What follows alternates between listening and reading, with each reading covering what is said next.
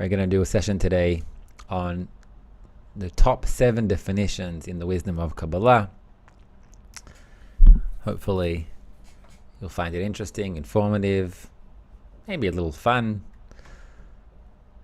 Feel free to ask anything, whether if you're watching it live or if you're watching after the live, in an hour, in a day, in a year. It doesn't matter. You can write your questions in the chat, in the comments, and I'll make sure to answer them regardless. Also, it'll be nice if you can introduce yourself, say hi, say where you're from. It's just always nice to feel that togetherness, that we have students from all around the world, from many, many countries, all ages, just getting together to rise. So I think we're good to start. I think you can see okay and hear okay. We're good to go. So let's go.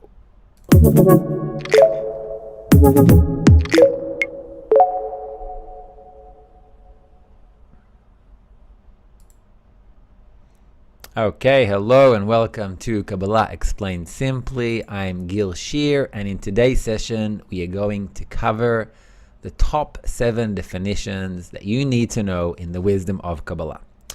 So feel free to ask any question you'd like in the chats, in the comments, whatever platform you're watching on, and the team will grab your questions, send them to me, and I'll try to answer them as best as I can. What I tried to do for this session is not just lay out, definition and, what it is and explanation. Instead, I'm going to try and do it as a story. So I'm going to tell you a story spanning 14 billion years. It's going to take a little less, so don't worry. And throughout the story, we're going to pause every now and then, and we're going to define certain Kabbalistic terms that you need to know. And not only to know, you need to properly know them, because otherwise they can be really confusing and they can harm your spiritual development. We don't want that. So let's get ready to dive right into it. And I guess we're starting with the drawing board. Yes, okay. So this is the drawing board. Hello. Let's do some lines on the drawing board. Okay, so let's start. Can you see that? Let's make it a bit thicker. All right, here we go. So 1, 2, yeah, we'll do it all the way. 3, okay. Okay, so what you're seeing here is it's kind of an axis of time, but actually we're going, like I said spanning 14 billion years. That wasn't accurate because we're going to start before there was time.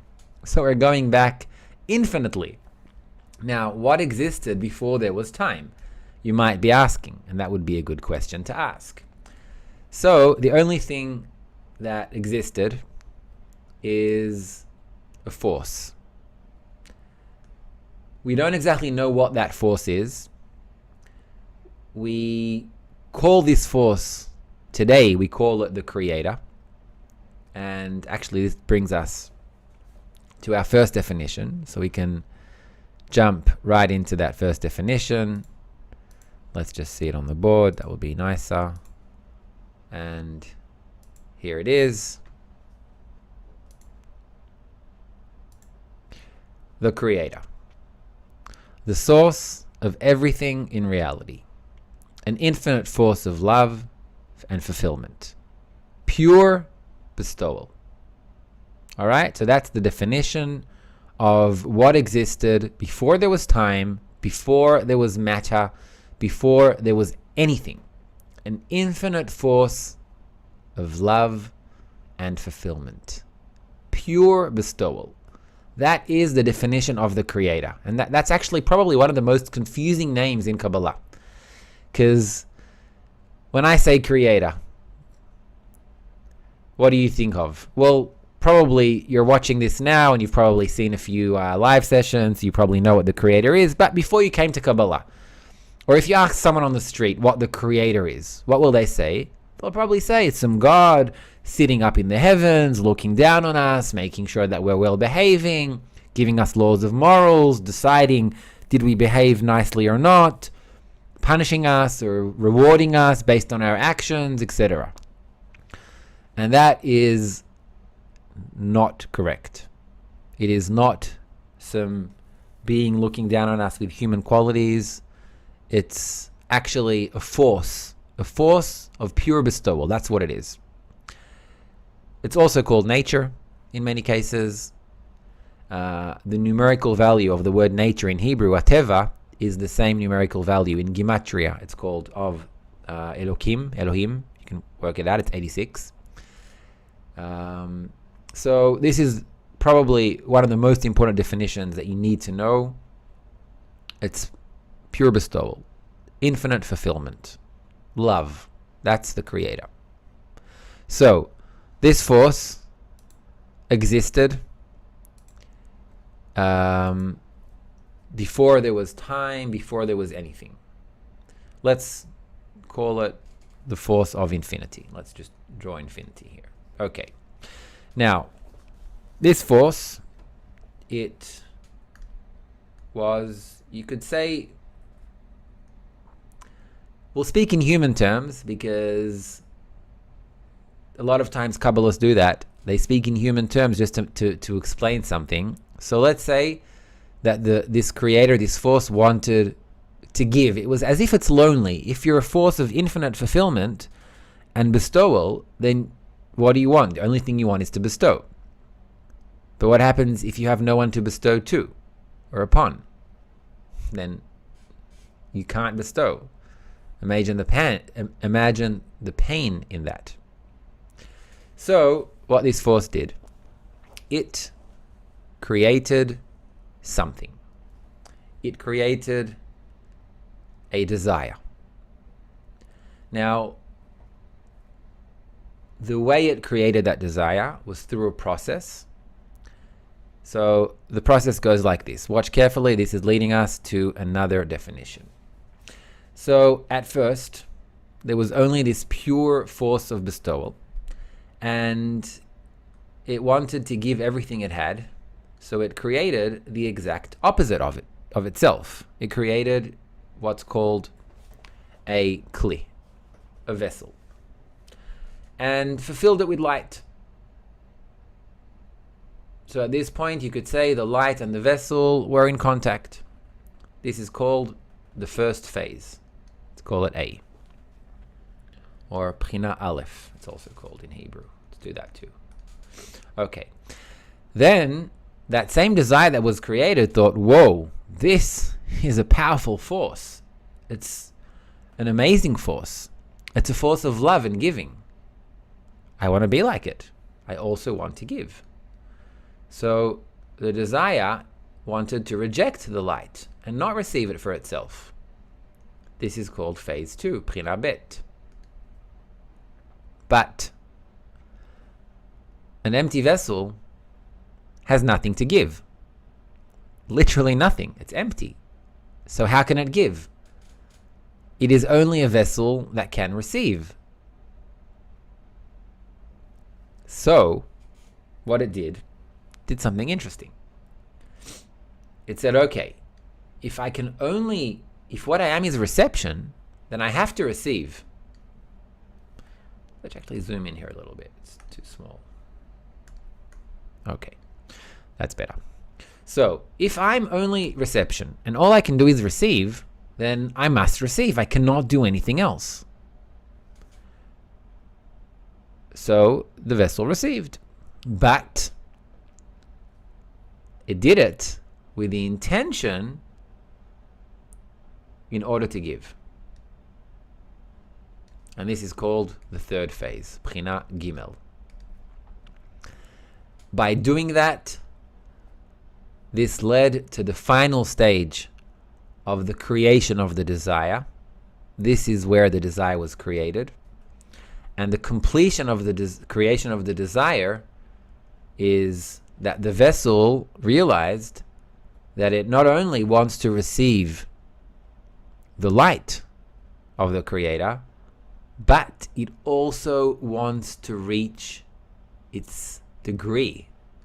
This is interesting because in the third phase, I don't know if it's clear, it's a double arrow. Yeah, so that's clear. It's like two arrows. One arrow represents wanting to receive the light, and the other arrow, B'china Dalet, is wanting to be in the degree of the Creator. That's a serious desire, because in the third phase, the vessel identified the greatness of bestowing. Although it can't really bestow because all it is reception, and it can only receive, but only by adding the intention in order to bestow. By doing that, it felt, you could say, what it's like to bestow. It felt what it's like to be the Creator, and it was wowed. I want to be like the Creator. And that led to the fourth phase, B'china Dalet, it's called. So, what do we have here? We have the four phases of direct light. Definition 2. The process through which the desire was built. That's all it is. So this is still before the spiritual world, if you're familiar with that. It's still before any of the worlds of Atzilut, of Bria, Yetzirah, etc. It's before everything. This is the phase through which the desire was created.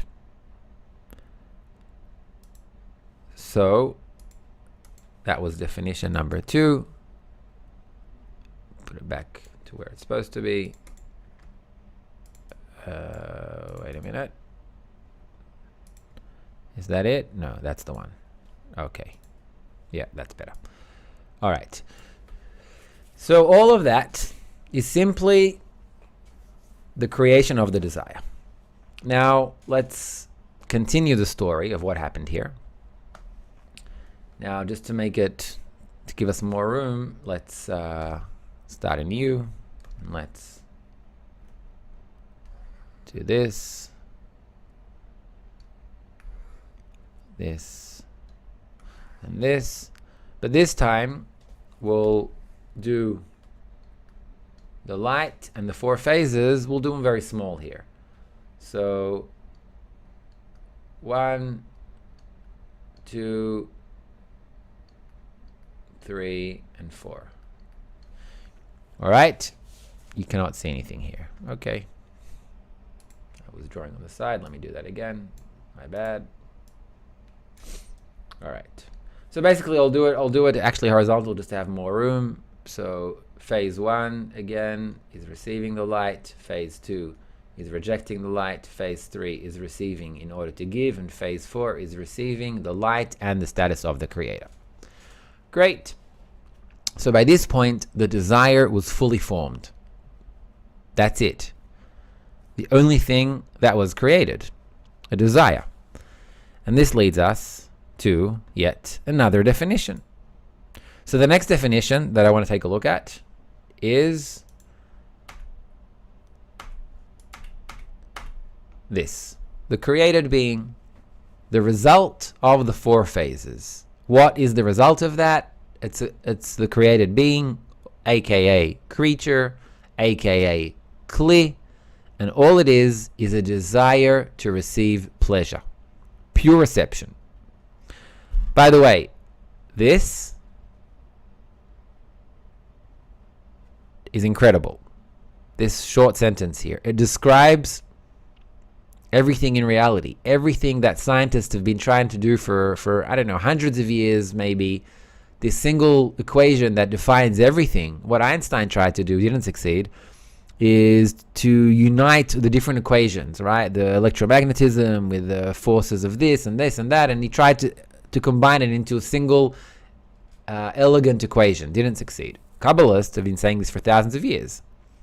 Reality equals will to receive. That's it. That's the equation. Everything around you, the rocks, the plants, the animals, the people, everything is driven by that, a desire to receive pleasure.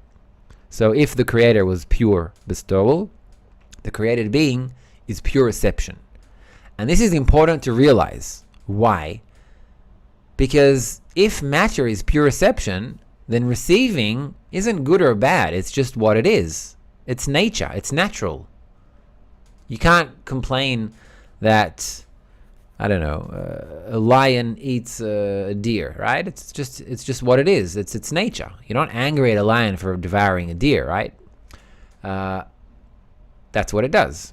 So what we do, not just us, all levels of nature, is receive. And it's not good and it's not bad. It's what it is. It's what was created. The only thing that was created. Okay? So far we've had already 3 definitions. That was pretty quick. The next ones might take a little bit longer to get to. So we spoke about what the creator is, what the 4 phases of direct light, and what the created being is. It kind of comes together, those 3, because they all happen pretty quickly in the thought of creation. So what happens after that? So the light and the kli. What happened at the end of the 4th phase?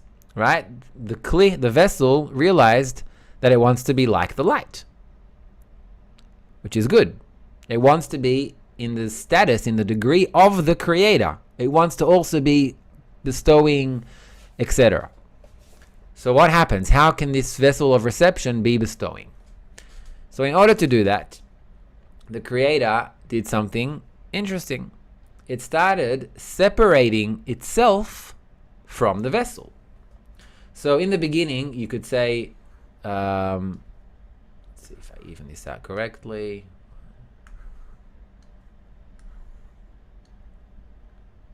Okay, kind of. Okay, so here we have the world called Ak.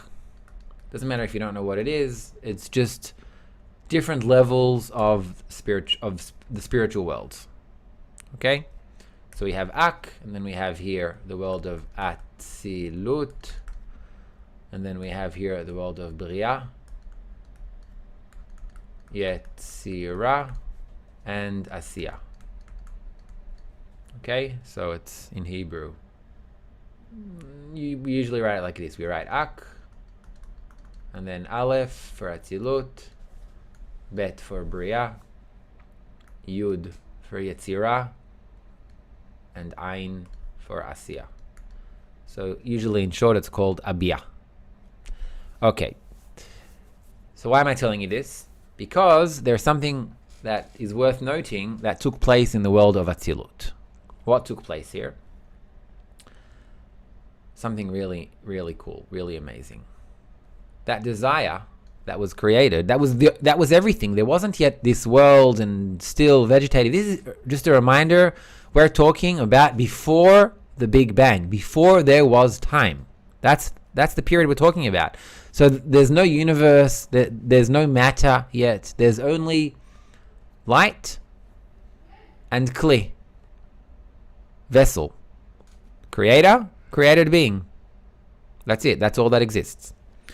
So in order to lead this created being to the degree of the light of the creator, actually it's not light, we'll also define light in a second.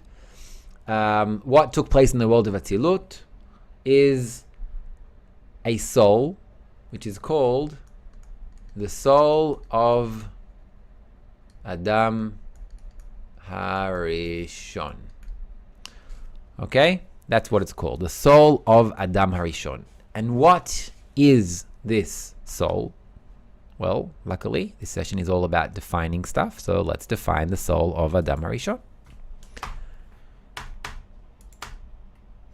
Okay, the soul of Adam Harishon. Let's do that here. The collective soul in the world of Atzilut. Okay, that we said. The general soul or system. It contains all particular souls that descend and clothe people's bodies in this world. So, okay, we already went a little bit further with this description here, right? Because we started talking about people's bodies in this world, which we haven't yet defined even. But let's go back to the illustration.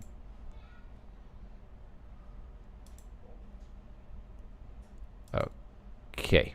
So, it actually, you could say in short or in English that what this is a collective soul. At this point you can't even say collective because collective is a collection of something, and here it wasn't yet, you could say collective in comparison to who we are now. So if you know the full picture and you know that we end up in this world, and in this world it's us, people here, right? So in comparison to that, you could say that the collective soul is all of these people, all of their souls together as one. Not only as one, but as one in complete harmony with the light, with the upper force. Okay?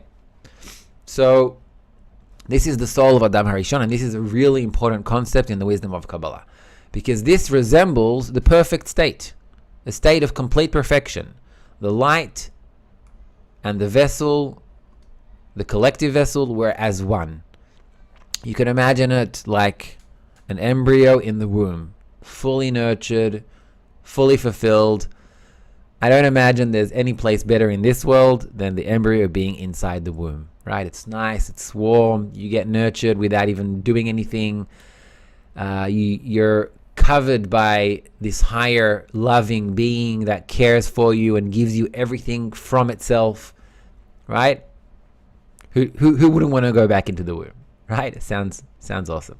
So you could say this is the kind of the spiritual version of that. It's the soul of Adam Harishon, it's the collective soul, and it's the perfect state of the light and the kli. So I want to do a quick kind of pause to do another. I won't count this as a definition for the 7, because it's not really independent, but it is worth defining, and that is light. So we defined already the creator, but what is light? Is there a difference between the light and the creator? Well, the answer is yes. You could say the creator is like the sun and the light is like the light that comes from the sun. They're two different things, right? So in other words, you could say that, let me just open the slides. Light, okay. So the light is the influence of the creator on the created being. So it's very similar. I mean, it goes together with the creator, the source of everything in reality, an infinite force of fulfillment, pure bestowal. So you could say if the creator is like a sun, like the sun in the sky, I mean, just as an example, then the light is what comes from that sun and we interact with, right? So the creator is what we defined here, and the light is the influence of the creator on the created being. That's light. Okay, so when we say light, we're not talking of the creator itself. We're talking of what the vessel, what the created being senses through interacting with what comes from the creator. Like me, if I interact with light, I'm not interacting directly with the sun, but I'm interacting with what comes from the sun, the light rays, right? And it hits some object and then I can see light. So here too, the light is only relevant when it interacts with something. And what does it interact with? Interacts with a vessel. Okay, so back to our story. So we added another definition. This isn't counted as one of the 7 because light and the creator are kind of defining the same thing. So we define the creator and its light, the created being, the 4 phases, and the soul of Adam Harishon. Great. Now this soul is really important. Why is it important? Because remember we said in the beginning that the creator created this vessel, this desire in the 4 phases of direct light. And by the end of it, the created being wanted to be like the creator. So what did the creator do? This force, it started stepping away. It started concealing itself. By the way, these, which are called worlds, in Hebrew they're called olamot, come from the word ha'alama in Hebrew. Ha'alama means concealment. And this is what took place in the spiritual worlds. The creator started concealing himself. That's what happened in the world of, in these worlds. That's what happened here. The creator started concealing itself. Okay? So that's what happened here. Let's keep going. Now the creator concealed itself and concealed and concealed, and what happened is is this collective soul, it shattered. It broke into pieces. What do I mean by broke? Take glass or something breakable, throw it on the ground. It's shattered, right? It's all the pieces that come from this collective, from this original whole thing, and they break into pieces. Hold on, something happened with my blur. Got a bit blurry here. See if I can quickly fix that.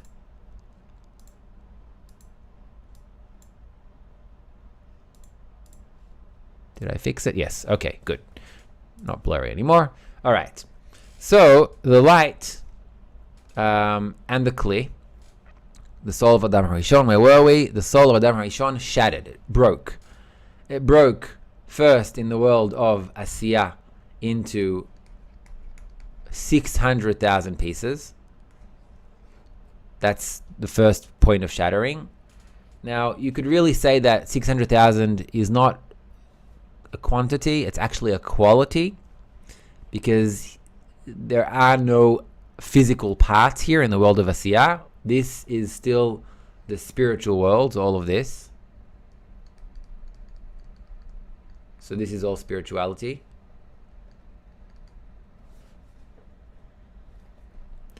And finally, these 600,000 souls broke again in our world. And they broke, well, to what we have now, which is approximately 8 billion pieces. More or less the world's population today. Now, every piece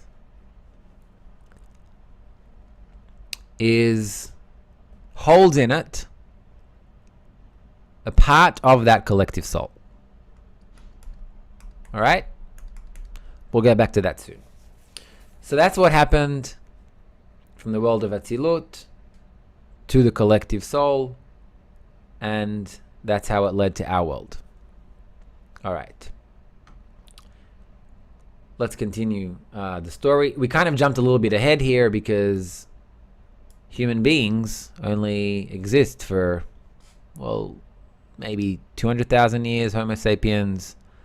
Modern humans, obviously, depends where you want to count it from, 10,000 years, 15,000 years, or whatever. So let's go back a little bit in the timeline. So let's start over. We're going to do that a few times today. Hopefully that will give a picture that is multi-layered or multi-dimensional. Okay. So back to the drawing board and starting, not really over again, but every time we'll add kind of another layer to it.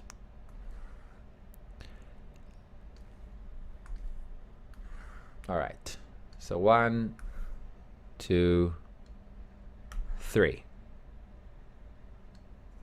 Okay. So here we go. So we had here the light, we had the vessel, we had the collective soul, we had what happened here. What happened here was concealment from a state of complete connection between the light and the vessel. The light separated itself from the vessel. And let's see if we have a question about that, because we always do. Not yet. Okay, here it is. Why did the creator separate itself from the vessel? Okay, that we always have that question. I'm glad to see it now as well. The reason is, I'll give you a short answer. It's not the focus of the lesson now, but I'll give you a short answer, and hopefully that clarifies it at least to some extent. The embryo in the womb is in complete fulfillment, but it is also completely 100% dependent on the mother, right? It's not independent, it's completely dependent. And if the created being wants to be like the creator, then it can't be dependent completely like an embryo in the womb that's like annulled to the mother. It has to be independent. It has to grow independently to that degree of the creator. So if you want your child to grow, what do? You take a step back, right? You let them develop. You're still there. You're still watching, caring, protecting, but you still take a step back. That's basically what the creator did. He took a step away. He actually took many steps away at the end of this process here, of these 5 worlds and the shattering of the collective soul, what remained is only but a spark of bestowal. That's it, a spark of light, together with the substance of creation, the will to receive, plus and minus, the building blocks of reality, together. What happened? Well, we know there was a bang, a big bang, right? Minus 14 billion years ago, approximately. Okay. So what happened here? Well, we're not going to go into the physics of it, but there was a tiny spark that was infinitely small. Like, you could say the entire universe was like if you take a pen and you kind of do a dot, all of the universe was inside of that. And it exploded, and within seconds it started expanding and cooling down, and minerals were forged, etc., etc. Fast forward a few billions of years, led to the development. Well, for billions of years there was only still, right? And then everything kind of took place. So the scale here isn't going to be proportional, just so we have room. So we had a whole kind of era of just still, just rocks and minerals, until the conditions were right, and planet Earth and oxygen. And then about 4 billion years ago, life emerged. And from life, a few billions of years later, we're going to fast forward a little bit to the interesting parts, humanity, right? So humanity evolved, and with that you could say the vegetative, animals, and human beings. So I'm actually gonna put these 3 here kind of together. They're less our point of interest. We want to talk about human beings. So still vegetative and animate, animate, animals, and finally humans. So humanity. So what happened to humanity? Humanity started evolving. So let's say this line here represents the desire. The desire that was created. You could say, wait a minute, but what? The rocks have a desire? Yes, actually rocks have a desire. What is their desire? Ask Newton. He found out what the rock's desire is. To stay at rest, not to move, or to stay in its state of rest. If it's in motion already at a constant velocity, then it will keep doing that, because that is considered rest. So in other words, everything in creation that exists is a will to receive, a desire to receive pleasure, including the rocks and the plants. They're already a more evolved level of that same will to receive. So the will to receive kept evolving, because plants are also will to receive, but they're more sophisticated, they're more complex, right? They're higher forms already, plants. They already turn to the sun and absorb the light and photosynthesis, and they translate it to whatever it needs to nurture it, etc. It absorbs oxygen, emits absorbs carbon dioxide, emits oxygen, so on and so on. Cleans our air for us, etc. So the desire is already evolving. And humanity, you could say, is also another form of that same desire that also kept evolving. So in the beginning, what did humans want? Humans wanted nothing more than animalistic bodily desires. We were kind of an animal ourselves, right? So what are these bodily desires? You could say a desire for a family, for sex, for food, for shelter, right? That's basically what cavemen wanted. They wanted a family, they wanted to reproduce, to eat, to have shelter, to have a house. Similar to animals, by the way. So this is already a human desire, but it's still at a very small level of evolution. Now that desire kept growing. And if you want to put it on a timeline, you could say approximately 4,000 years ago, 4,000 years ago, in the time of Abraham in ancient Babylon, there was an eruption of the human desire. And the human desire started evolving to new desires, social desires. Desires for power, for money, for knowledge. Right? These are social desires. If you live alone on an island, then you have no need for money or even knowledge other than survival instincts or survival knowledge. You don't need to, learn, philosophy if you're stranded on some island.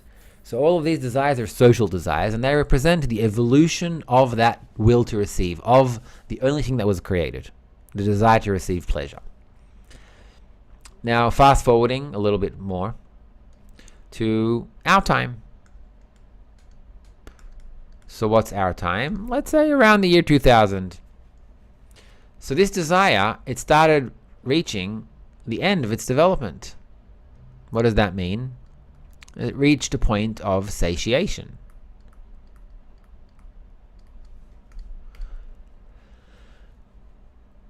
How is that expressed?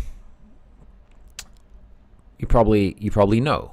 It means that the human desire is evolving to a level that having just this is not enough, and having just this is not enough. This is what happens every time it grows to another stage. The previous stages are not enough, right?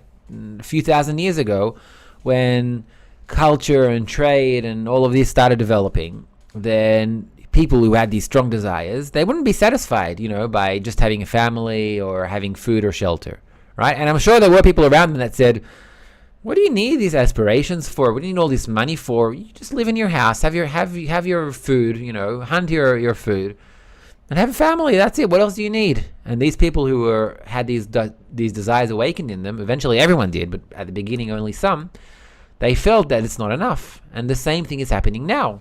A new desire is awakening, and the previous desires of family, the animalistic desires of family, sex, food, shelter, or the social desires of power, money, knowledge, are no longer fulfilling.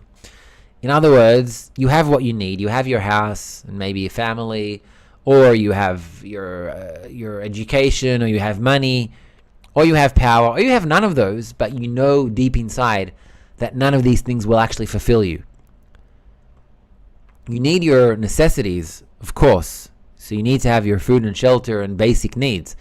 But deep inside, a lot of people today are knowing that having these things alone, although they might be necessary, they're not going to give them a point of fulfillment.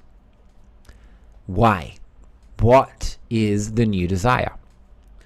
So remember the beginning of the story, the light, the vessel, remember that?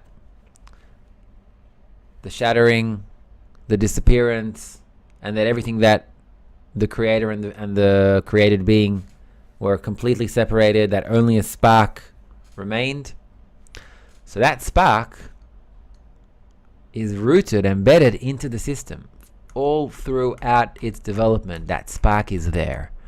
Only it's dormant. It has not yet been awakened. This spark is called a point in the heart, and it's beginning to awaken in our time specifically. Let's do this point in the heart. And this point in the heart is out of this world, literally out of this world, because it comes from here. That's where it comes from. And it comes from the perfect connection between the light and the vessel. So this point was in the system the whole time, laying dormant, waiting for its time to be awakened. And this leads us to the next definition, the point in the heart. So let's just grab open the slides. So the point in the heart, what's its definition? It is the spiritual DNA with the potential to develop into the soul of Adam Harishon. Okay, so things are starting to connect now. All right, what is connecting here? Let's see. Let's go back. Okay, back here. So we have this point that's awakened, and what this point wants, it wants a higher level of fulfillment. It wants spirituality.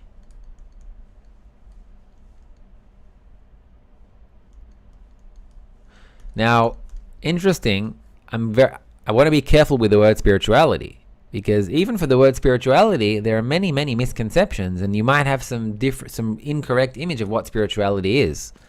What this point wants is simple. It wants to return to this state. That's what it wants. That's where this point originated from, and that's where it wants to return to. So that, if you feel that point in you, not everyone does. And that's actually a question here. Does everyone have a point in the heart? Well, in fact, yes. Everyone has a point in the heart because it is embedded into the system. Everything in reality is leading towards that, towards the discovery of the point in the heart. It's only in humans, by the way, not in animals, because humans are the evolved form, the evolved desire. That's the part that needs to connect to the Creator. That's why it kept developing. The parts that didn't are no longer developing, at least not in our time. And you see, if you look 100 years ago, dogs, or maybe dogs were a bit different because they were housed, etc., but a fish acted pretty much the same. 100 years ago, human beings acted very, very differently. Very differently. Evolutionary, from the point of evolution, obviously evolution takes a long time, hundreds of thousands of years, millions of years, but there is something different that's evolving here, and that's a desire. And the desire, the human desire, is developing at an exponential pace in these days, right? And that's why we see more and more people are searching to fulfill that point. They don't know what it is. They don't know spirituality. They don't even know Kabbalah. They just have this feeling that something is missing, and they know it's missing, and they know that it's not going to be fulfilled by anything in this world. None of that is going to fulfill it. Nothing. Not food, sex, family, power, money, knowledge. Again, not that these things are bad. Kabbalah doesn't discourage any of these things, you know. Many Kabbalah students have all of these things. Some do, some don't, but it's not related to spiritual development. What's related to spiritual development is the awakening of this point within, regardless of previous desires. So you can be rich and still have this point awaken in you. You can be have your PhD or 2 PhDs and still have the desire awaken in you. How do I know this? Because I see the students that come to study Kabbalah of all types, of all socioeconomic levels, of all educational levels, of all backgrounds, of all nationalities. The only common thing between all of the students that come to develop in this wisdom spiritually is that they all have a feeling that there is something beyond this world that is supposed to nurture them. And that feeling is correct. That feeling comes from the very thought, from the very beginning of creation, before there was even time, before there was anything. Now this point has to develop. What it develops to, it develops into a system. And what is that system that it develops into? Well, let's go back a little bit. So remember these worlds, right? Atzilut, Bria, Yetzirah, Asiyah. Actually, there's another way of looking at these worlds, and they can be looked at like this: Keter, Chokhmah, Keter, Chokhmah, let's do it with the H, Bina, Zeranpin, and Malchut. Malchut. There we go. AKA 10 Sefirot. Now, you might think that I'm not very good at maths because there aren't 10 here, but in fact, Zera Anpin has in it, Zera Anpin is a small face, and in Zera Anpin there is Chesed, Gvura, Tiferet, Netzach, Hod, Yesod. So all together we have Keter, Chochma, Bina, Chesed, Gvura, Tiferet, Netzach, Hod, Yesod, Malchut. Together, these are the 10 Sefirot. And this point in the heart that's awakened in each and every one of us, that wants to rebuild itself, to reattach itself to the collective soul, it does it by climbing back up in these spiritual worlds. And by climbing back up in these spiritual worlds, it's also building within itself this complete structure of the 10 Sefirot. So you might have seen it maybe drawn like this: Keter, Chochma, Bina, Chesed, Gvura, Tiferet, Netzach, Hod, Yesod. Oh, you can't see it. Hold on, I'll move in a second. Yesod, Malchut. You might have seen it like this, probably this structure of 10 Sefirot.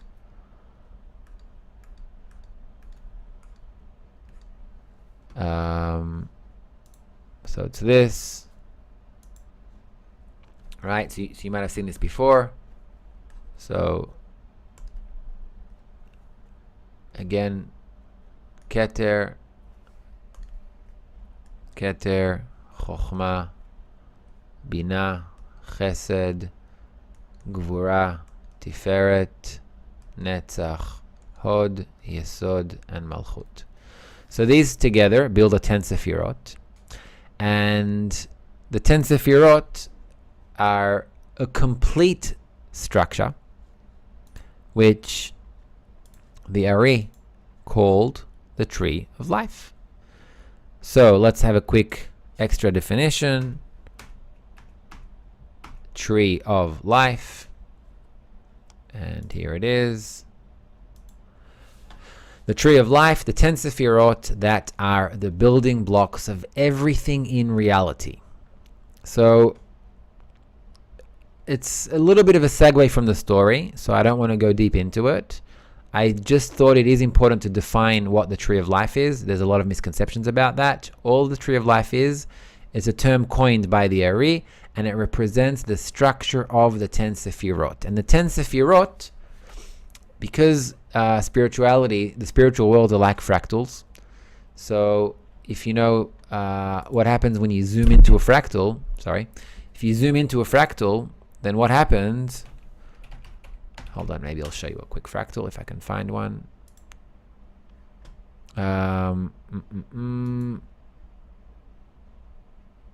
Maybe this.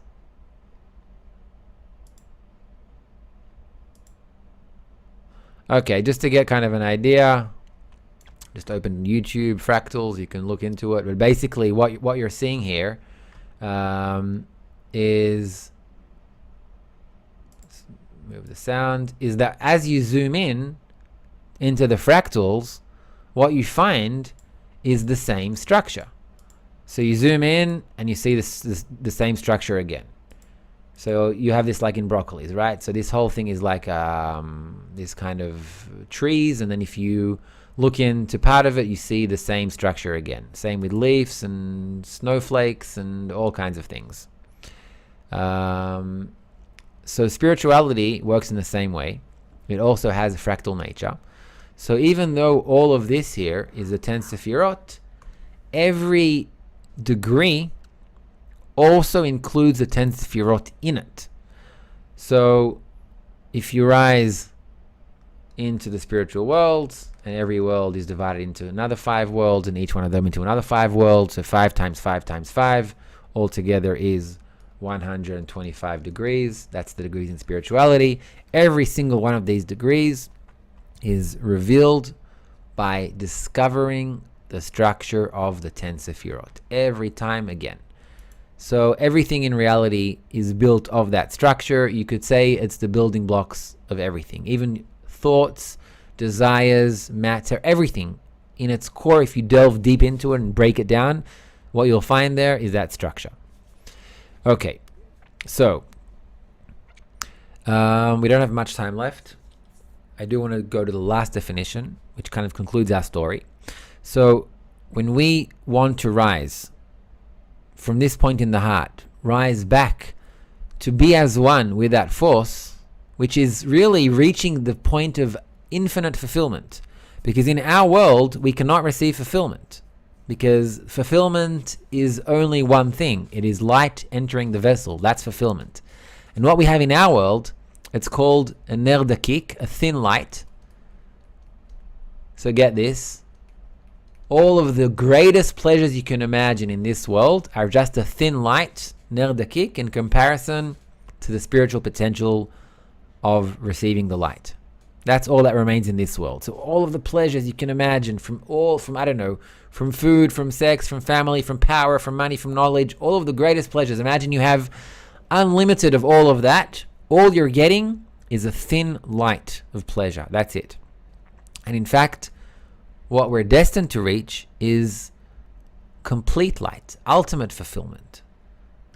Now, the way to do that is simple. It's to rebuild the only thing that is broken in reality. And what is the only thing that's broken in reality? Let's see if you were listening before. Please write in the chat. The only thing that is broken in reality, correct, is this collective soul. That's the only thing that shattered. That is the creator separating itself from the created being. So what does that mean? That means that today, all of us here, even now watching, we only have one simple thing to do. To rebuild that collective soul. And this leads me to show you the last definition. And that is connection. Now you might say connection, that's an easy word. We all know what connection is. But no, connection isn't what we think of it as this world of things just connecting. Connection in spirituality is the actual act of reassembling the shattered collective soul.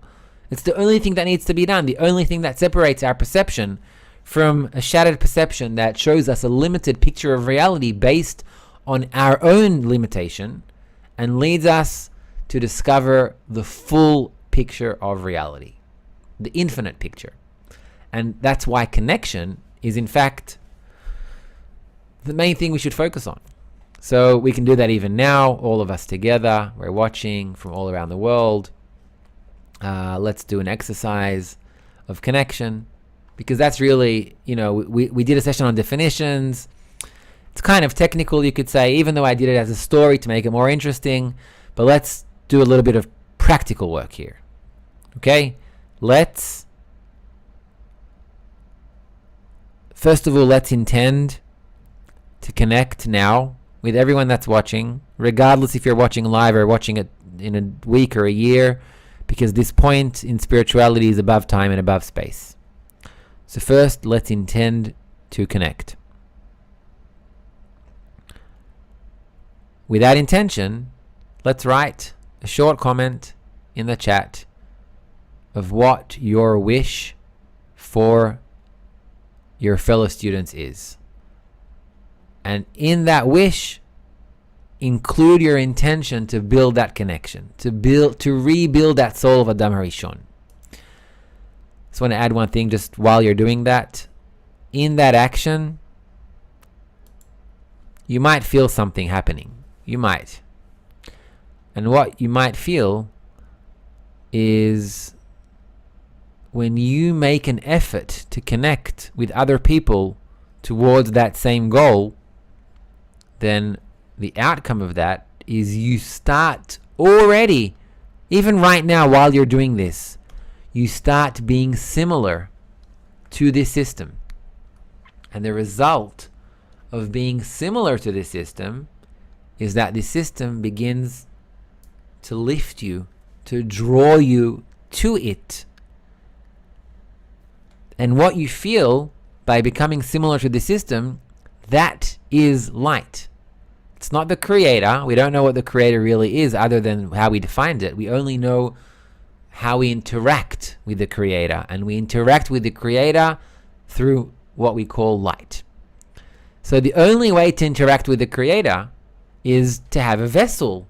And the only vessel that exists is this soul of Adam Harishon. Therefore, the only thing we need to do is we need to rebuild that connection. So we're almost out of time, but I do want to tell you about maybe something practical that you can use in order to build connection. And that's something that some of you maybe are familiar with, some of you are maybe even in. And that thing that I want to tell you about is Kabbalah. So what is Kabbalah? Kabbalah is a place where you can practically build that collective soul. That's the only reason we designed Kabbalah for. So this is Kabbalah. In it, you'll find all kinds of courses. And Rachel or Ruth, if you could paste the link there, that would be great. So inside of Kabbalah, you have courses, you have a community, you have learning paths that you can evolve through, instructors, forums, whatever you need. We put there, try to put there. I have a slide here that kind of summarizes it. So by becoming a Kabbalah member, you get full access to all of our courses on Kabbalah, to our learning path, which is 4 courses altogether, 20 weeks, which enables you to also advance to our graduate environment, which is a more advanced layer of Kabbalah. You have all the materials available, MP3, MP4 transcripts, so you can, even areas, I know in Africa, sometimes it's hard to watch video because of internet, so you can listen to audio, or you can print transcripts or download them and read the content of the lessons. So we've tried giving you here everything you need in terms of content, but that's not enough because you also need an environment to nurture that point. So we have exclusive Kabbalah weekly Zoom sessions like we're going to have right now, right after this session. That's where all of our Kabbalah members get together with our instructors. Today it's going to be with Seth right now after this session, and they just get to ask questions and interact and connect, really, to build this connection. And of course, we always like giving fun stuff, so you can get a 14-day free trial for this system. Now, just to put some numbers on it, and I did research, and you can do the same. The amount of courses we had here are easily valued at $1,000, probably more because we've added more courses too. Live weekly sessions with instructors are usually more than that. They're above $2,000. I'm talking about a year. Of course, these are not the numbers we have in Kabbalah. We're a non-profit organization. The only reason we even charge money is to be able to run these activities. Nobody's taking money to the pocket here. Every single dollar that comes in goes back into reinvesting, into developing more content, more courses, a spiritual environment to nurture that point, to connect. So it's not going for this amount, of course not. Something a lot more reasonable, $19 a month, or if you want to do it annual, then it's $119 a year. That's less than $10 a month, which is, in my opinion, incredibly low for everything that you get there. And it really is life-changing. If you're watching now and you're in Kabbalah, then maybe add something in the chat about your experience, but only write if you like it. Just kidding. So anyway, you can find the links in the chat, and I really hope to see you there inside of Kabbalah, together in the forums, in the weekly get-togethers, in the Zoom sessions, in the classes. And if you have any questions whatsoever, then always feel free to reach out at info@kabbalahconnect.com, and we'll assist you, we'll guide you, whatever you need. We are here for you. So I really hope that you enjoyed this session and that you found these definitions not only informative but also useful for your spiritual development. So I'm Gil Shir. Today we covered top 7 Kabbalah definitions. Let me know if you like the session. Also, let me know if there are any other definitions that you'd like us to cover. Maybe we'll do another session about it. So write in the chat, in the comment section, just write any definitions that you'd like to know. And maybe if there are good things there and enough desire, maybe we'll do another one on these definitions. So it was great to be here. Great to be with you all. I'm Gil Shir. This is Kabbalah Explained Simply. See you later.